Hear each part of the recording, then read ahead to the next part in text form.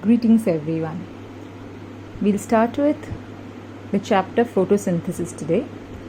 One of the most important chapters of your syllabus and one of the most important life processes in plants.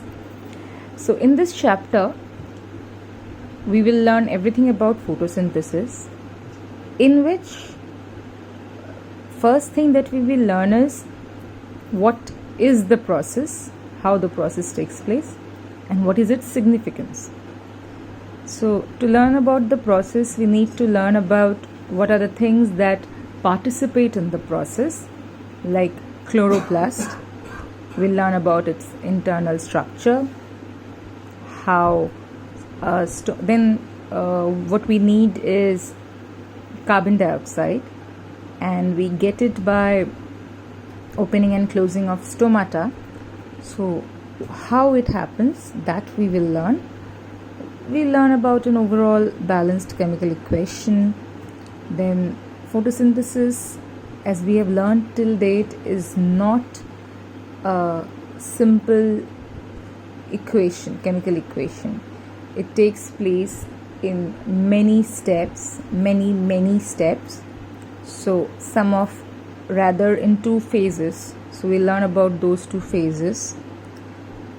And then we'll learn about the adaptation in plants for photosynthesis and a few experiments regarding the factors which are important in photosynthesis. So in today's class, we will talk about the definition and importance of photosynthesis and about chlorophyll, the most important pigment that there is. So photosynthesis, as we all know, is the most significant life process because it provides food. It helps in the synthesis of food, and that food is not just for plants but for the entire living world, because if plants don't produce their food, then other animals, be it herbivores, be it humans which are omnivores, be it carnivores, nobody will have the supply of food. So it is a very important process if we consider our stock of food, if we consider from where we get the food.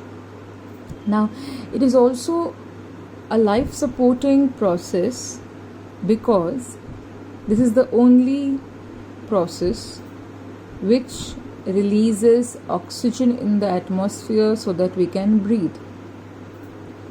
So there is a whole series of experiments on photosynthesis which can be performed, of which description is given in the chapter which we will go through.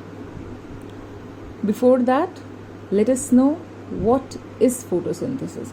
So as a definition, this part is very important. Photosynthesis is the process by which living plant cells containing chlorophyll produce food substance, glucose and starch, from carbon dioxide and water by using light energy. Plants release oxygen as a byproduct during photosynthesis. Now see, earlier we used to write photosynthesis is a process by which plants produce food. So it has changed now. The key words will be plant cells containing chlorophyll. Very important, it has to be mentioned. Produce food substances, you will mention glucose and starch. Carbon dioxide needs to be there.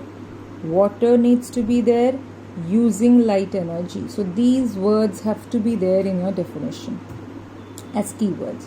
Also, you will mention that plants release oxygen as a byproduct during photosynthesis. So what is the importance of photosynthesis? Well, as I told you, food for all, not just for plants but for every living being. Directly, indirectly, in whichever way we say, we are dependent on food. If plants don't grow properly, herbivores will not be able to live. If herbivores are not able to live, then carnivores will go extinct. And humans, we directly depend on plants and also on herbivorous animals. So for us, plant or the process photosynthesis is very important. Now we come to chlorophyll, which is one of the most important pigments in plants. So if we look at a cell under microscope, this is how the chlorophyll or rather I would say chloroplast look like. Okay, so these green dots that you see, they are all chloroplasts containing chlorophyll. I have another image for this. Okay, both are the same image. Yeah. So these green dots that you see, these are chloroplasts containing chlorophyll. And if we focus on one chlorophyll that is given in your book, this one chlorophyll, you can see that it's a double membrane structure. There are two membranes guarding the internal structure of photosynthesis. So if internal structure of chloroplast. So if I focus on this structure, look at this. If you see this, you can clearly understand that this deeper green section is the outer membrane, and then here is the inner membrane, right? So these are minute oval bodies bounded by a double membrane.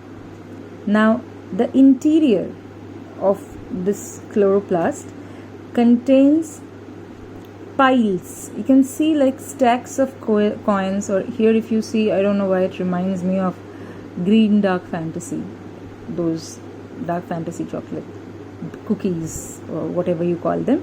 So see, it's like they are arranged in stacks.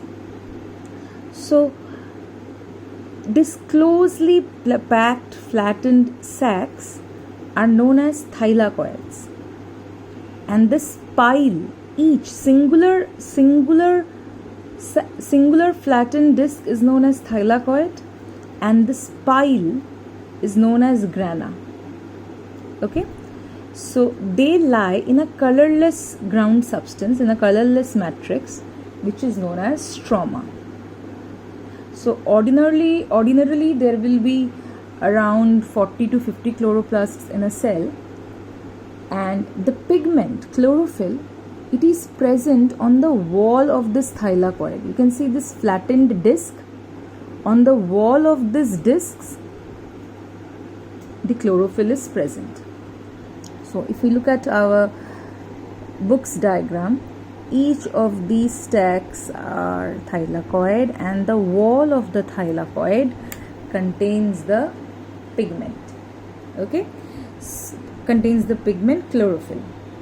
Now this chlorophyll is quite a complex structure, it has a complex substance. It is composed of carbon, hydrogen, oxygen, nitrogen and magnesium. Now let us again talk a little about chloroplast. Chloroplasts are mainly present in the mesophyll cells. We have learnt in the previous chapters that there are two types of mesophyll cells, and mesophyll cells are located in between the upper and the lower epidermis. The two type of mesophyll cells are palisade mesophyll cells and spongy cells. So they are also found, these chloroplasts are also found in the guard cells of the stomata. and in the outer layers of young green stems. So that means wherever we see a trace of green in our plants, we will obviously conclude that they contain chloroplast, and chloroplast contains thylakoid, the walls of which consists of chlorophyll pigment. So there may be more than 500,000 chloroplasts per square millimeter of leaf surface. Now the chlorophyll are of 9 types. 2 out of these are chlorophyll A and chlorophyll B, which are studied the most, about which we know the most, and they are the most abundant ones. Chlorophylls, they absorb light at the both ends of the visible spectrum, that is the violet blue end and that red end. So it reflects, that means the green light, that is why it appears green. Okay, now as it absorbs the blue and red light, so we can conclude that the blue and red lights are the most effective for photosynthesis. Okay, so one more thing, let me tell you that sunlight is, yes, it is good for plant, but we have learnt that excess of anything is not good. Similarly, too much of light is not good for plants, because too much of sunlight has a tendency to destroy chlorophyll. It is highly sensitive to light, that's why it can work so well. But as it is highly sensitive, so too much of light can destroy it. But also you should know that the formation of chlorophyll depends on the exposure of plant to light.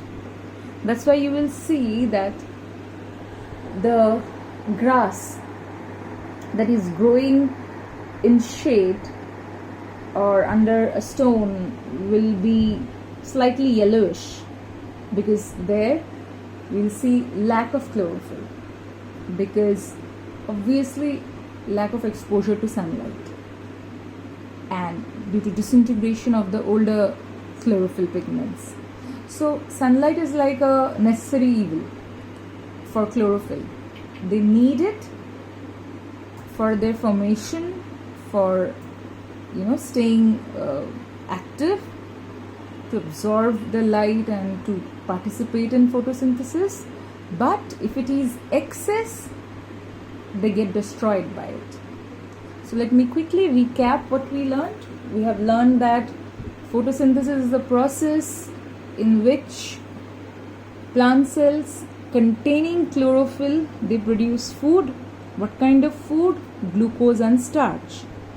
Now, what do they use to produce it? They use carbon dioxide and water.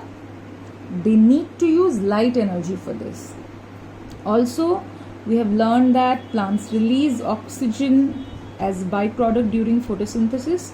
Now, you have the liberty to not agree with me in this, because at the end of the chapter I'll provide you with lot of experimental proofs that will prove each and everything, that these are the things that are needed to do the process of photosynthesis.